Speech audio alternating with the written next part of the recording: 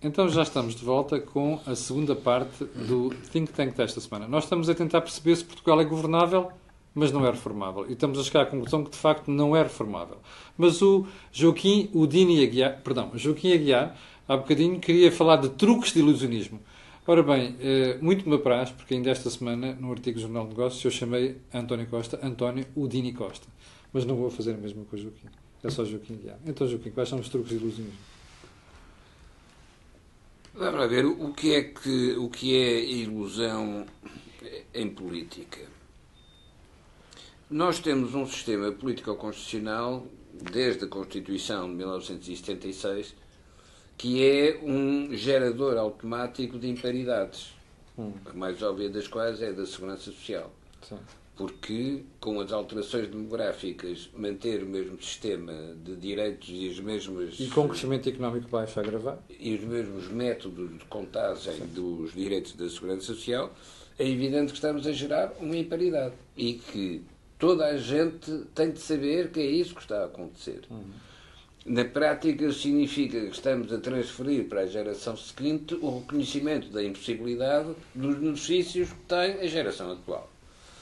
Ora, conseguir que o eleitorado não se revolte nos momentos eleitorais quando este truque de ilusionismo é conhecido de todos, conseguir isso significa que é uma habilidade relevante dos dirigentes partidários. As consequências disto são graves não para esses dirigentes partidários, porque entretanto já terão sido substituídos, mas para a própria essência da democracia. E por isso é que certas decisões rígidas, como por exemplo as decisões de constitucionalidade, em lugar de protegerem a democracia, a tornam vulnerável. Vulnerável a quê? Vulnerável ao reconhecimento da impossibilidade. Não é preciso reformar porque vai contra a Constituição. Então, de repente, se for essencial a reforma, o que é que tem que se fazer? Bom, altera-se a Constituição. Ela já foi alterada várias vezes, mas sempre preservando aquilo que é o elemento essencial desta Constituição, que é gera sempre mais despesa do que receita. Sim. Portanto, gera sempre imparidade. Tu querias acrescentar uma coisa a esta conversa? Não, o que eu queria acrescentar tem a ver com a forma como nós estamos como a sociedade vai encobrindo o problema. Vamos imaginar que nós estamos numa corrida, numa regata, em que a diferença dos barcos no momento de partida é a diferença de rendimento entre países.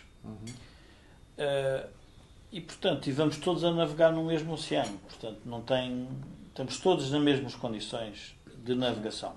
Só que um barco vai muito à frente, que é o barco alemão, e o barco português está cá atrás. O que é que acontece? O que a política está a fazer é pôr um véu à frente do seu barco e, quando quer atribuir responsabilidades ao concorrente da frente, que está a gerar ondas atrás. Bom, ora, isto é um problema sério. Porquê? Porque nós não nos preparamos, quer dizer, nós estamos a preparar o nosso barco para ir conquistando caminho. Sim. E, portanto, para nos aproximar.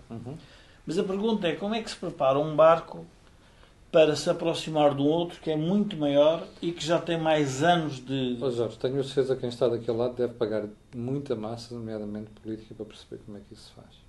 Pronto. Mas esse é que é um dos problemas sérios. Pois é, mas o problema é que isso não tem solução. Não, qual é a solução? E depois como é que se pode, vamos lá ver, anestesiar tudo isto? É que o nosso barco não tenha muitas ondas. Portanto, os passageiros que estão dentro dele não estão a ver o futuro, estão a ver muito mais o presente. É como se o filme que nos desenrolar é o filme dos próximos 2, 3 anos. Sim. É o orçamento. Não estão a ver as tempestades que podem aparecer. E, por outro lado, o barco não se mexe muito. E, portanto, as pessoas dizem: mas qual é o problema? Eu não estou a ver problema nenhum. Que é uma falsa sensação de segurança. Pronto, uma falsa sensação de segurança. Quando é que a sensação de segurança... Quando é que nós perdemos a segurança? Por isso é que eu estava com esta figura de retórica que ia pegar nas palavras de Joaquim. Quando a taxa de juros mexe. Um exemplo concreto. Hoje ouvi numa conferência privada um economista que dizia que a expressão mais interessante que tinha ouvido nos últimos tempos era: quando faz sol é que se arranjam os telhados. Portanto, Foi Franco? sim. Quando faz sol é que se arranjam os telhados. E, portanto, o que é que acontece? Nós está a fazer sol e não sei se estamos a arranjar os telhados. Portanto, qual era o telhado que precisava de ser arranjado? E ele, de forma muito explícita, disse: um país que deve 130% do PIB tem que ter a noção que, se a sua taxa de juros aumentar 1%, tem que baixar a despesa pública em 1,3% ou aumentar os impostos em 1,3%. 3 mil milhões. Pronto. Portanto, este é o problema de partida. Quer dizer, agora, onde é que está... Quando eu estou dentro do barco, eu estou a ver o quê? Eu não estou a ver nada disto. Porquê? Porque o que vem à frente está-nos a ser escondido. Sim, e estão-te a contar uma música e uma musiquinha engraçada e tu não estás para te chicar. Agora, aí vem a mudança do eleitorado, que é quando o eleitorado diz assim: não, tirem por favor a cortina da frente, expliquem-me lá porque é que aquele tipo vai ali à frente e eu estou aqui, apesar de estar estável, eu estou aqui, mas estou muito pior que ele. Mas, Jorge, o problema é que nós já tivemos vários episódios destes e depois o eleitorado acorda, leva umas chapadas e tal, e depois até faz as coisas à força. Mas depois, quando chega a momentos como este, a gente relaxa completamente. Mas é que é um tema importante, que é o tema do envelhecimento populacional. É que o eleitorado que ia para a rua no 25 de Abril hoje tem 60 anos. Sim. Epá, não quer que o barco se mexa muito. E esse eleitorado é que está no poder. Pois. Está no poder de duas formas. Quer pelos decisores, quer pela forma... Como vota? Como concebeu todo o modelo de incentivos. Portanto, esse eleitorado é óbvio que é o Japão. Exato, o Japão. O Japão é igual. Nós não podemos... A ver, quando nós temos que começar, vamos falar dos políticos. O político japonês é pior que o português. Bom, neste caso são iguais porque qualquer um deles não está a gerar crescimento. Mas vamos ver um exemplo da Alemanha em Portugal. Porque, de facto, a Alemanha vai lá à frente, nós estamos um barco cá atrás, mas nós temos um exemplo da Alemanha em Portugal que se chama Auto Europa. Então a Auto Europa, o que é que nos mostrou nestes últimos meses? Uma grande agitação por causa dos horários de trabalho. De repente, serenou tudo. Parece que não havia nenhum problema atrás. Afinal, o problema até pararam durante uma semana porque não tinham motores, porque agora compram-se mais motores a gasolina do que de diesel. E o que é que está para a frente? Vai-se ver quando a Auto Europa for selecionada ou não selecionada para o novo modelo da Volkswagen. Isto quer dizer o quê? Há quem selecione ou o eleitorado ou os investidores. Sim. Ora, se o eleitorado não seleciona bem, ainda pode tentar uma próxima oportunidade para selecionar melhor. Mas se os trabalhadores da Auto Europa não forem bem selecionados, é irreversível, porque já não voltam a ser selecionados. Ora, é esta punição que existe nas empresas e na economia e nos investimentos, mas não existe na política, porque a seguir a uma eleição há sempre uma outra eleição. Aí temos que parar e perguntar, afinal, o que é um democrata? E um dirigente partidário em democracia é suposto ser um democrata. Sim. O democrata é o que não faz ilusionismo, porque sabe que todos esses exercícios de desilusão, e a desilusão em democracia é ou abstenção ou apoio a partidos extremistas. Porquê? Porque perderam a confiança naqueles que não souberam cumprir a sua primeira responsabilidade, que é dizer a verdade aos eleitores. Se eu disser a verdade, perde as eleições. E se fizer ilusionismo, perde a democracia. Joaquim, mas se nós olharmos para aquilo que se passa neste momento na Europa, muito pouca gente está preocupada com perder a democracia. Por isso é que há tanto populismo, não é? Por isso é que estão a perder toda a vitalidade económica, o que não significa que tenham perdido taxa de crescimento. Porque até cresceram mais do que se estava à espera. Mas perdem a vitalidade económica. Agora deixem-me fazer-vos uma pergunta. Toda esta conversa sobre mudar, sobre os eleitorados perceberem onde é que está a reforma e quais são as consequências na reforma, eu só conheço um país que fez isto na Europa. Foi a Irlanda. Mais ninguém. Que percebeu que tinha que mudar e fazer estas reformas. Jorge, de tal maneira que mesmo durante o período da Troika não reverteram estas reformas. Mas, Camilo, nós somos produtos, as sociedades são produtos complexos, culturais, e, portanto, não é pelo facto de Mas, Jorge, eu vou à Irlanda há mais de 30 anos. Pronto, mas... E dizia-se isso da Irlanda nessa altura. Não, mas também é melhor ler os jornais da Irlanda há 30 anos. Se calhar foi o momento em que o eleitorado irlandês descobriu que tinha que mudar. Eu percebo, mas o que é que tu achas que fez a diferença e o que é que nós podemos tirar daqui? O que é que nós líamos antes do 25 de Abril relativamente às colónias? Que devíamos continuar a ser o Império Colonial. É verdade. Um erro. Mas nós fizemos a reforma. Ou não? Saímos das colónias. Mal feita, mas fizemos. Fizemos-la. Sim. Então quando é que descobrimos que tínhamos que a fazer? Foi naquele momento. Pois. Pronto. E qual foi o momento histórico? Foi uma parte da população, através dos capitães de Abril, Sim. que já estavam cansadas das comissões de serviço em África. Sim. E do que é que estava a passar, que percebeu que não era assim. Então, o regime levou tempo a perceber. Eu percebo, Jorge, mas agora vamos para a parte económica. Tu tens já um facto relevante em 77, tens outro facto relevante em 83 e tens outro facto relevante em 2011. Explica-me lá porque é que o eleitorado não percebeu nestes 3 momentos aqui, porque o Joaquim vamos ver, este sistema político constitucional pode-se dizer que gera uma imparidade de 20 a 20 anos. Se quisermos pôr a coisa assim. Pois, mas a Irlanda conseguiu livrar-se desse complexo. Camilo, mas de 20 em 20 anos o eleitorado já é diferente. As pessoas não são as mesmas. Mas os erros são os mesmos. Os erros são os mesmos, mas as pessoas são diferentes. E às vezes os governantes são os mesmos. Pois, como se vê. Mas é que as pessoas são mesmo diferentes. Quem sofreu a crise de 83 lembra-se dessa crise. Mas há muita gente que não se lembra dessa crise. Pois, eu estava na faculdade e lembro o que é que hoje, quando perguntarmos, enfim, um miúdo que tenha, com 10 anos, que tenha passado, vamos lá ver, o momento da Troika, que foi uma crise seríssima. Sim.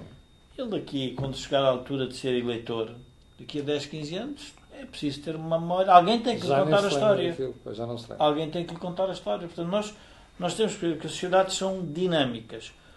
O que nós não estamos a conseguir, esse aqui poderia ser um exercício interessante, é encontrar instituições na democracia que impeçam esta falta de memória. Porquê? Porque esta falta de memória coletiva, que é... Aceitam-se sugestões. Que é, por exemplo, as que temos nos países, tipo nos Estados Unidos da América, em que, obviamente, há um ritmo de checks and balance, há uma separação claríssima em relação à reserva. O caso mais evidente é a emissão de moeda nos Estados Unidos ou a emissão de moeda na Europa. Sim. Na Europa, nós ainda não chegámos a acordo como é que a moeda comum funciona com vários países. Os Estados Unidos já têm isso resolvido. Então, tem 100 anos de moeda única. Tem 100 anos de moeda única. E nós quantos anos é que temos moeda única? 15. Pronto, esse aqui é o problema. Já vai fazer 18. Agora, quando se vai discutir com um economista americano ou com um político americano, há coisas que ele não...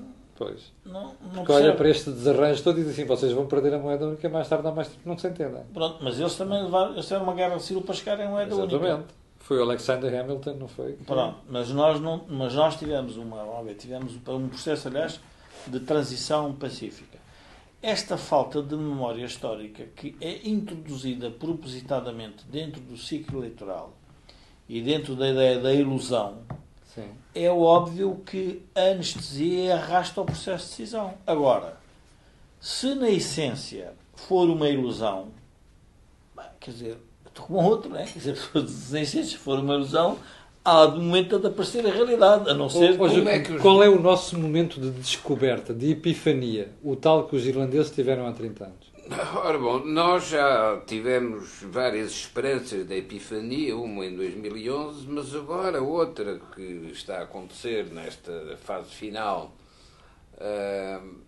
entre 2018, 2019, 2020, que é desapareceu a banca portuguesa. Isto é uma coisa extraordinária. Para o bom ou para o mau? Os banqueiros, os mais ricos do país, desapareceram. O capital que devia estar nos bancos evaporou. Porquê é que isto aconteceu? Porque eram incompetentes todos? Porque utilizaram o dinheiro que era dos outros para benefício próprio? Todos? Não se salvou nenhum? Não houve nenhum que viesse dizer o que estava a acontecer? Não, é que o sistema é que produziu isto. E como assim? Hã? Como assim? O sistema é que produziu isto. Quando uma coisa se repete em todos os pontos de observação, é porque há um sistema que está a produzir a mesma coisa em todos os pontos de observação. Isso eu percebo, não é? Joaquim. Eu estava a tentar que o Joaquim explicasse isso às pessoas. Porque há um efeito de imitação, que é, se os outros fazem, eu também devo fazer. E é concorrência. E esse efeito de imitação gera a tal dinâmica sistémica. Estão todos a fazer o mesmo. Quem é que não perdeu? Tens de fazer a pergunta. É sempre o contribuinte. Não, e quem mas vendeu os bancos? Quem saiu de acionista dos bancos antes da crise bancária, Sim, não perdeu. Não perdeu.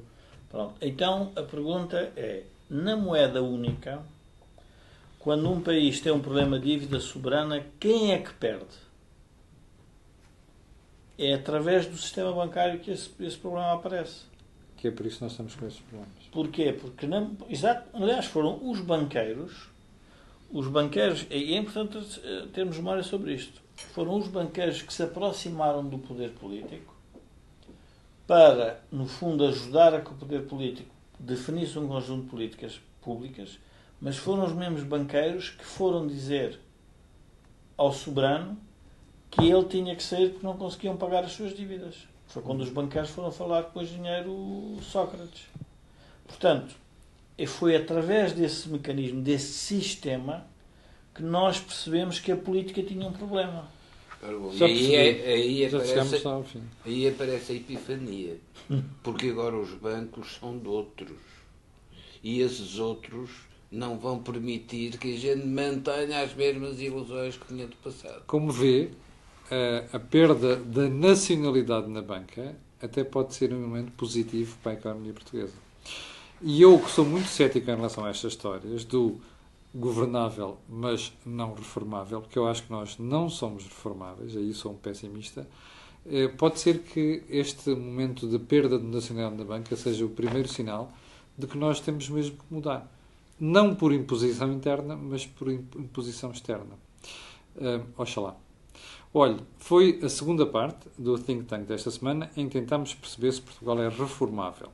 Como percebeu pela minha conversa final, não estou muito convencido quanto a isso.